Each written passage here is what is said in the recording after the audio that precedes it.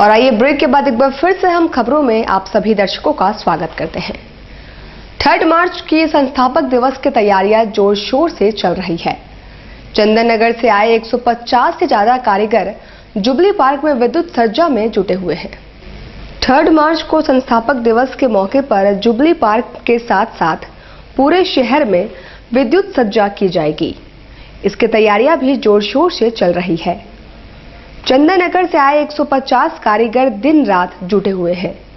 उन्होंने बताया कि डायनासोर समेत एनिमल सर्कस इस बार मुख्य आकर्षण का केंद्र होंगे।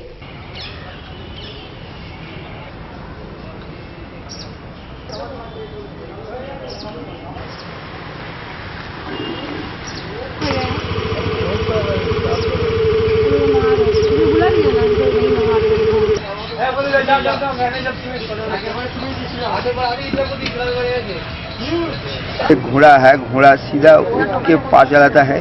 उसका नीचे एक जलहस्ती है, वो चलता रहा है। उसका ऊपर 2 कुत्ते हैं जो रिंग घुमाता है। यही अगल बगल बहुत कुछ दिखाते हैं। और एक चीज दिखाते हैं लॉस्ट ऑफ वर्ल्ड में है डायनासोर। सत्येंद्र प्रसाद को राष्ट्रीय लोक समता पार्टी युवा इकाई का राष्ट्रीय सचिव नियुक्त किया गया है।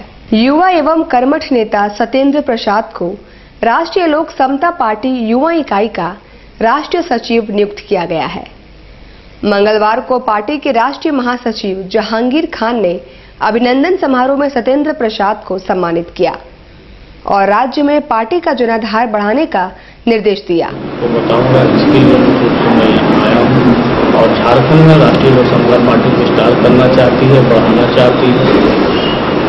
तो आ करके समझ करके जान करके यहाँ से जो निष्कर्ष निकलेगा उसको लेकर के फिर आगे में उस पर पार्टी किस पार्टी में आए जमशेदपुर के लिए, झारखंड के लिए? जमशेदपुर और झारखंड के लिए ये हम लोगों को, जैसे ही हम लोगों का बिहार में पार्टी एक गठबंधन में चल रही है और हमारे पार्टी के जो राष्ट्रीय अध्यक्ष है माननीय श्री उपेंद्र कुशवाहा जी, उनके विचार को झारखंड में हम लोगों को फैलाना है कोने कोने पे, और जब पार्टी को जितना विस्तार करते हुए आगे हम लोगों को लेके चलना है। और ब्रेक के बाद अब कुछ चाईबासा की खबरों पर नजर डाल लेते हैं। चाईबासा में गैर मान्यता प्राप्त 139 विद्यालयों पर सरकार की गाज गिरना तय है।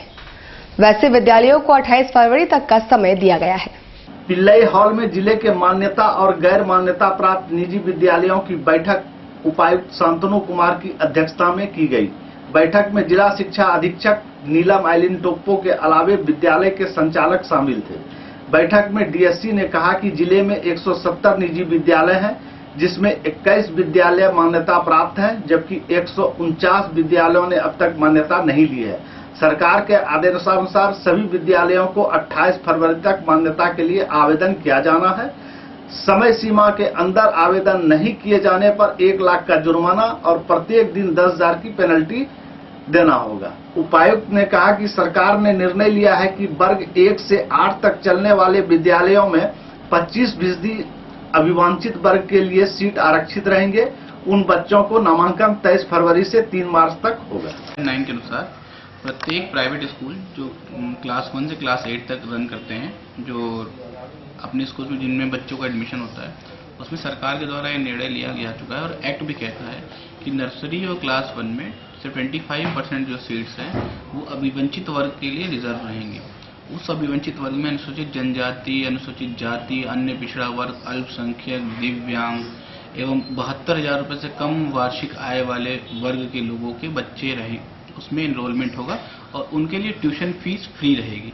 उस ट्यूशन फीस का रीइंबर्समेंट सरकार अपने स्तर से करेगी। इस संबंध में सरकार का निर्णय आ चुका है और डायरेक्शंस भी आ गए हैं। इसके अनुसार ये नामांकन की प्रक्रिया 23 फरवरी से शुरू होगी और 3 मार्च तक चलेगी।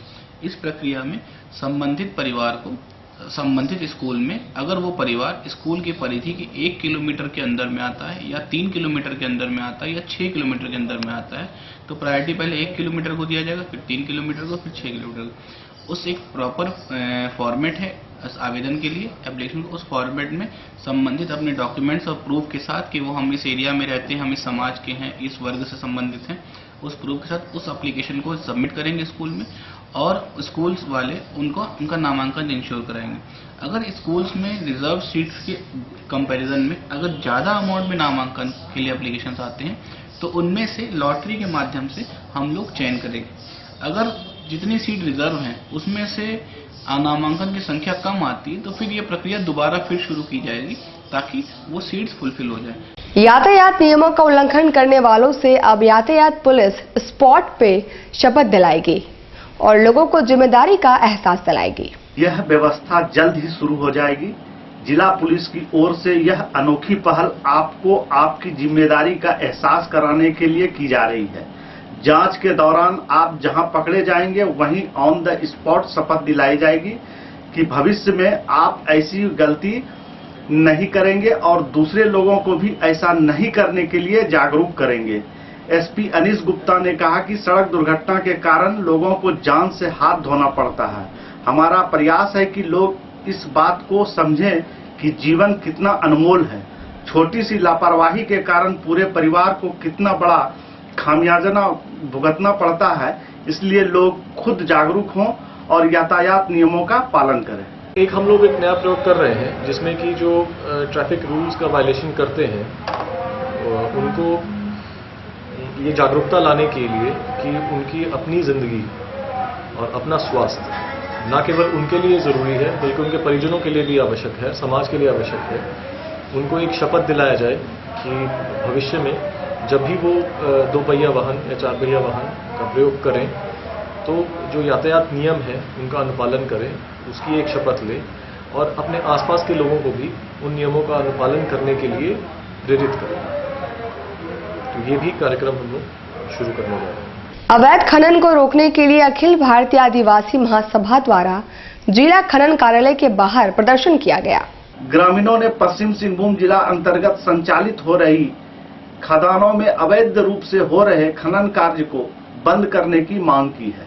ग्रामीणों का कहना है कि पश्चिम सिंहभूम में कई बड़ी कंपनियां संचालित हो रही है, उसके बावजूद यहां के लोग फटेहाल हैं, भूख, गरीबी और पलायन जैसी समस्या से जूझ रहे हैं। 6 सूत्री मांग पत्र में कहा गया है कि आदिवासियों की जमीन लीज लेकर झींकपानी में एसएससी कंपनी का संचालन हो रहा है। 1992 में कंपनी की लीज समाप्त हो गई है। अब बिना ग्राम सभा किए ही लीज नवीकरण के नाम पर रैयतों की जमीन लूटी जा रही है। विरोध करने वालों को झूठे मामलों में फंसाया जा रहा है। महासभा का कहना है कि नोवा मुंडी प्रखंड की खदानों में भी अवैध खनन हो रहा है।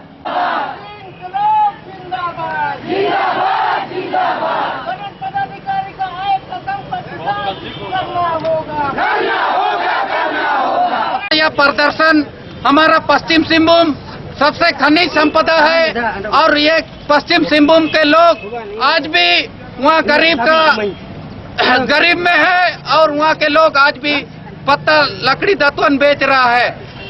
आज जो माइनिंग क्षेत्र है, माइनिंग क्षेत्र में अवैध खनन कर किया जा रहा है और वहाँ पर रैयत जमीन भी पड़ता है और खनन विभाग खुलेआम लूटने के लिए, एकदम खनन करने के लिए अनुमति दे रही है, हस्तक्षेप कर रही है। इसी का विरोध में आज यह प्रदर्शन हम लोग ने किया और खनन विभाग को मांग पत्र दे करके हम लोग उपायुक्त के समक्ष अभी हम लोग धरना में बैठेंगे। नवा मुंडी में ममेरे भाइयों के बीच हुई मारपीट की घटना में मंगल गोराई नामक व्यक्ति की मौत हो गई। जगन्नाथपुर निवासी मंगल जेराई मांगे पर मनाने मामा के घर नवा मुंडी जामपानी गाँव गया था। मांगे पर मनाने के दौरान ममेरे भाई रंजित सोरेन के साथ किसी बात को लेकर विवाद हो गया। विवाद इतना बढ़ गया कि दोनों में मारपीट होने लगा। रंजित सोरेन ने मंगल जेराई की लाठी डंडे से जमकर पिटाई कर दी। गंभीर रूप से जख्मी मंगल की रविवार की रात्रि मौत हो गई। पुलिस ने रंजित सोरेन को गिरफ्तार कर लिया है। तो मामा घर गया था। अच्छा, फिर